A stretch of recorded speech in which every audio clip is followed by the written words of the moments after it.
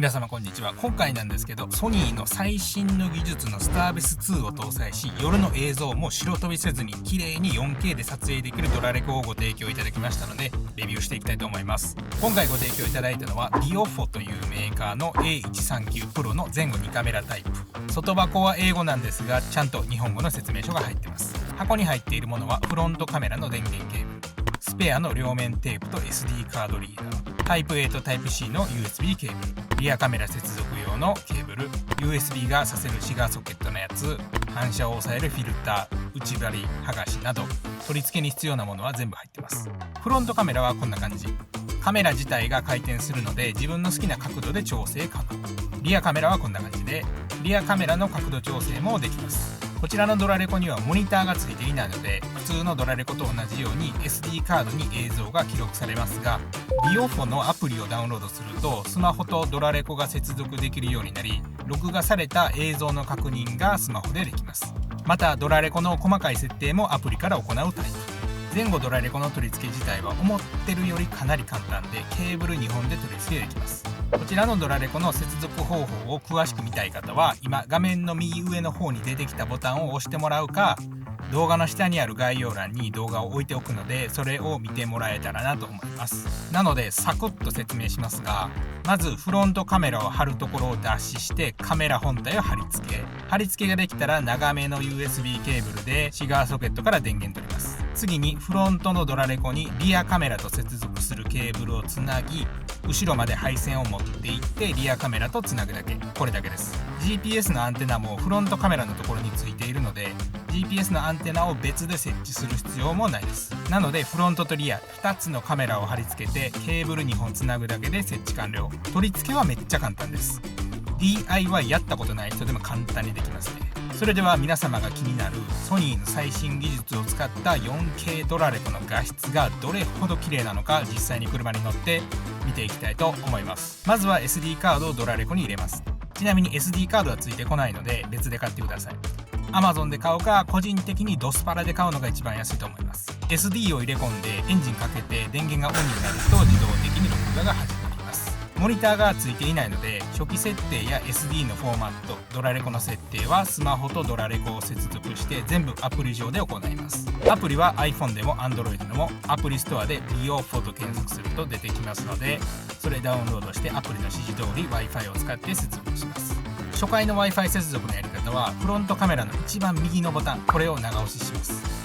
そうするとスマホの Wi-Fi の一覧のところに BIOFO と出てくるので、家の Wi-Fi と同じように BIOFO を選んで接続します。 Wi-Fi のパスワードは1234567が初期パスワードですね。接続できたら先ほどのアプリに戻ってカメラを接続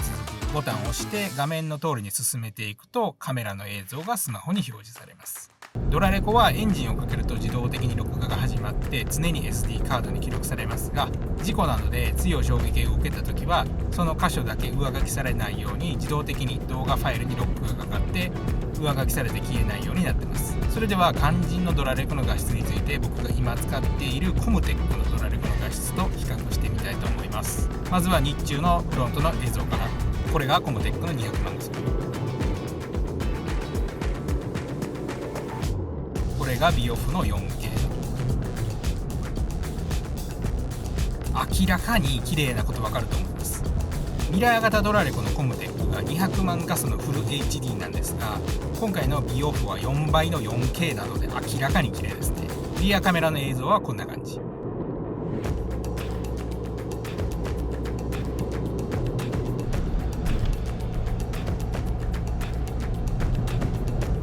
BIOFO のリアカメラに関してはフロントと一緒の 4K ではなくて 1080p の HD に落ちますが、それでもかなり綺麗に撮れてますね。ここまでだとシンプルに画質がいいドラレコって感じですが、 BIOFO のドラレコには最新のスタービス2と HDR 機能が搭載されているため、白飛びしにくく暗いところの撮影でもザラザラしたノイズが入りにくいので、画質も良くなって逆光などにも強いのが特徴なので、実際に検証した動画をお見せします。まずはこちらがコムテック。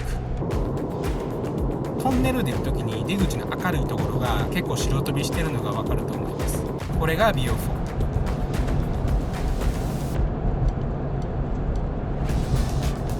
先ほどの映像と比べてもトンネルの出口らかに差が出ていると思います。またトンネルの中の映像を見てみると、こちらがコムテック、こちらがビオフォ。明らかにビオフォの方がザラザラしたノイズがなくて綺麗に映っていると思います。コムテックには一つ前のスタービス1が入ってて、今回のビオフォには最新のスタービス2が搭載されているので、暗いところでもかなりノイズが少なく、画質もだいぶ綺麗になってます。ナンバープレートも綺麗に映っているので、もし何かあってもかなり安心できるかなと思います。ちなみに僕は半年で当て逃げを3回経験しましたけど、ナンバープレートと車種さえ分かっていれば警察は犯人見つけてくれますね。最悪なパターンは何も映ってない場合、その場合でも一応警察は現場検証はしますが、その後絶対に見つからないですし、当て逃げの物損事故だと大して真剣に捜査してくれないので、相手の車がドラレコに映ってないと全くもってドラレコの意味ないので、暗いとこでも綺麗に映るドラレコを買うことをお勧めします。正直当て逃げとかされると自分の保険を使って修理することになりますが、自分の保険使うことで等級が下がって保険料がっつり上がるので、変に安い1万円ぐらいの謎のドラレコを買うのはあまりお勧めしないですね。きちんと綺麗に映ることが大事です。次に夜の映像をお見せします。こちらがコムテック、こちらがビオフォ。夜に関してはコムテックだとちょっと画質が悪くてナンバーが正直見にくいかなって感想ですね。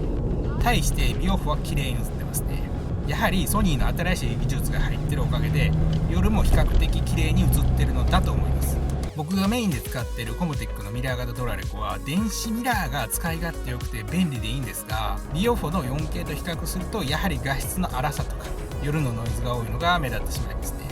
またビオフォのドラレコには GPS が内蔵されていて、録画された動画には自社の位置情報と速度も表示されますので、もし事故した時の証拠としても使うことができますね。さらに録画された映像は全て MP4 で保存されるので、 Windows でも Mac でも標準のメディアプレイヤーで再生できるのもいいところだと思います。もちろんアプリを使えばスマホからでも確認できます。コムテックの場合 AVI というファイルで保存されて、ちょっと再生が面倒で AVI に対応しているソフトがないと再生できないので、デフォルトで MP4 保存はありがたいですね。また別売りの駐車監視用の接続ケーブルを使ってドラレコを取り付けると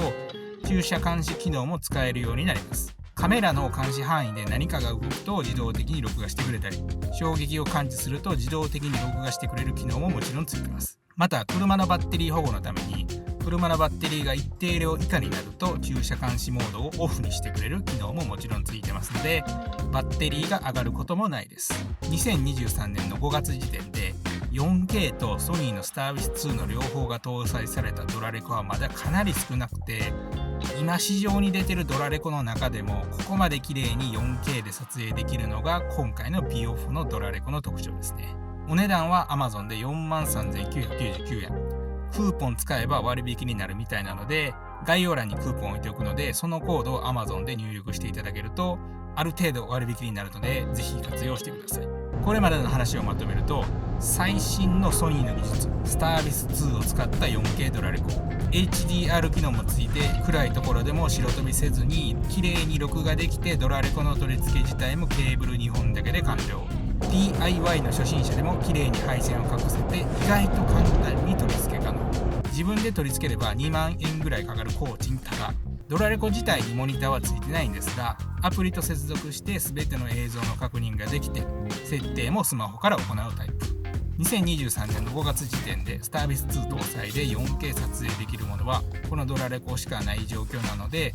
従来のドラレコと比べても圧倒的に綺麗に、特に夜の映像を明るく綺麗に、さらにノイズも少なく撮影したい方にはおすすめのドラレコかなと思います。保証は1年ですが、ビオフォの Twitter をフォローするとプラス6ヶ月保証が延長されます。またファームウェアの更新もあるので、買って終わりではなく何かあればアップデートもできる、そんなドラレコです。概要欄に今回紹介したドラレコの情報や割引クーポン、 Amazon へのリンクを貼っておきますので、ぜひ見てもらえたらなと思います。以上、 4K で最新のスタービス2が搭載されている新型ドラレコのご紹介でした。こちらのチャンネルではドラレコのレビューや洗車やコーティング、スズキのスイフトスポーツに関する動画を定期的に公開しているので、この動画が少しでも参考になったと思っていただけましたら、ぜひチャンネル登録とグッドボタンを押していただけると僕のやる気がだいぶ上がりますので、ぜひ応援お願いします。それではまた次回の動画で最後までご視聴いただきありがとうございました。